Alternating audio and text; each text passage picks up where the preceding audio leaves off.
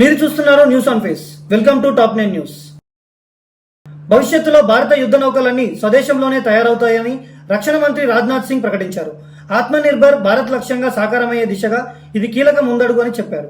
NDTV defence summit లో మాట్లాడుతూ operation Sindoor సమయంలో భారత్ రక్షణ రంగ సామర్థ్యాలను ప్రపంచ ప్రత్యక్షంగా చూసిందని గుర్తు చేశారు. రాబోయే రోజుల్లో డిఫెన్స్ రంగంలో భారత్ పూర్తిగా స్వయం సమృద్ధిగా మారుతుందని స్పష్టం చేశారు.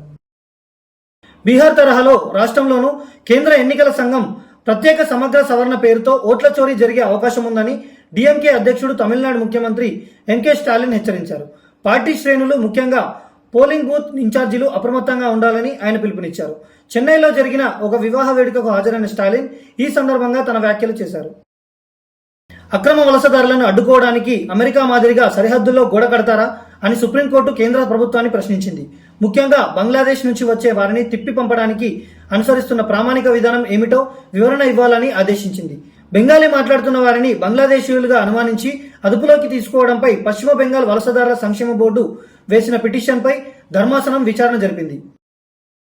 తెలంగాణ ప్రభుత్వం బీసీ రిజర్వేషన్లపై సంచలన నిర్ణయం తీసుకుంది. రిజర్వేషన్ల కోటా పరిమితిని ఎత్తివేస్తూ కేబినెట్ కీలక ఆమోదం తెలిపింది. దీంతో 50% రిజర్వేషన్ సీలింగ్ సడలించబడనుందని తెలుస్తోంది. ఈ మేరకు ప్రత్యేక జీవో జారీకి ప్రభుత్వం సిద్ధమైంది. 42% బీసీ రిజర్వేషన్ను అమలు చేయడానికి తెలంగాణ ప్రభుత్వం పెద్ద ఎత్తున ఏర్పాట్లు చేస్తోంది. తెలంగాణ అసెంబ్లీ సమావేశాలు శనివారం ప్రారంభమయ్యాయి. ఈ నేపథ్యంలో రాష్ట్రంలో ఎరువుల సంక్షోభంపై బీఆర్ఎస్ వినూత్న నిరసన చేపట్టింది. గన్ పార్క్ వద్ద మీడియాతో మాట్లాడిన BRS working president KTR assembly సమావేశాలు కనీసం 15 రోజులు లేదా అంతకంటే ఎక్కువ జరిగినా తాము సిద్ధమని చెప్పారు. ప్రభుత్వం ఏ అంశాన్ని సభలో పెట్టినా అన్నింటికీ సరైన సమాధానం ఇస్తామని ధీమా వ్యక్తం చేశారు. ఆంధ్రప్రదేశ్ రాజకీయాలను కుదిపేస్తున్న కోటంరెడ్డి శ్రీధర్ రెడ్డి హత్యాయత్నం కుట్ర కేసు వేడెక్కుతోంది. ఈ కుట్ర వెనుక ఉన్నది ఎవరు అన్నది హాట్ టాపిక్ గా మారింది. వీడియో ఆధారంగా పోలీసులు లోతుగా దర్యాప్తు చేస్తున్నారు. ఇప్పటికే ఒకరు జైలులో ఉండగా మరో 4గురిని అదుపులోకి తీసుకున్నట్లు సమాచారం. ఈ వ్యవహారం రాష్ట్ర రాజకీయాల్లో పెద్ద చర్చనీయాంశంగా మారింది. 2024-25 ప్యానల్ ఇయర్ కు సంబంధించి సివిల్ సర్జన్ స్పెషలిస్టులకు ప్రమోషన్లు ఇస్తూ ఏపీ ప్రభుత్వం ఉత్తర్వులు జారీ చేసింది. ఈ క్రమంలో పలువురు వైద్యుల బదిలీలు కూడా అమలు చేశారు. Doctor V Saraswathi Narasapuram AH కు, doctor M Ushabala Kavali AH కు, doctor N Sailaja Yemmiganur AH కు, doctor N Vanajakumari Rampachodavaram AH కు బదిలీ అయ్యారు.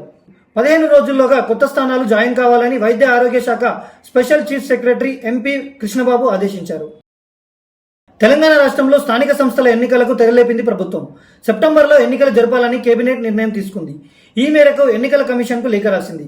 సీఎం రేవంత్ రెడ్డి నేతృత్వంలో జరిగిన మంత్రివర్గ సమావేశంలో బీసీలకు 42% రిజర్వేషన్ అంశంపై చర్చించారు. గవర్నర్ కోట ఎమ్మెల్సీలుగా అజారుద్దీన్, కోదండరాం పేర్లను సిఫార్సు చేశారు. వర్షాలు వరదలతో నష్టపోయిన రైతులకు సహాయం చేయాలని కేంద్రాన్ని కోరుతూ తీర్మానం కూడా చేశారు. నీలగిరి జిల్లాలో కుండపోత వర్షం బీభత్సం సృష్టించింది. గురువారం రాత్రి నుంచి శుక్రవారం వేకోజాము వరకు కురిసిన వర్షానికి గూడలూరు, పందలూరు పరిసరాలు వరద ముంపునకు గురయ్యాయి. పల్లపు ప్రాంతాలు దీవుల్లా మారగా గూడలూరులోని ప్రధాన రహదారులపై మోకాలిలోతు నీరు ప్రవహించింది. పాడంతురై అలవాయల్ మెయిన్ రోడ్డు పూర్తిగా నీట మునడంతో వాహన రాకపోకలు ఆగిపోయాయి. మరోవైపు దేవలా ప్రాంతంలో ఒక ఇల్లు కూలిపోవడంతో ఆందోళన నెలకొంది.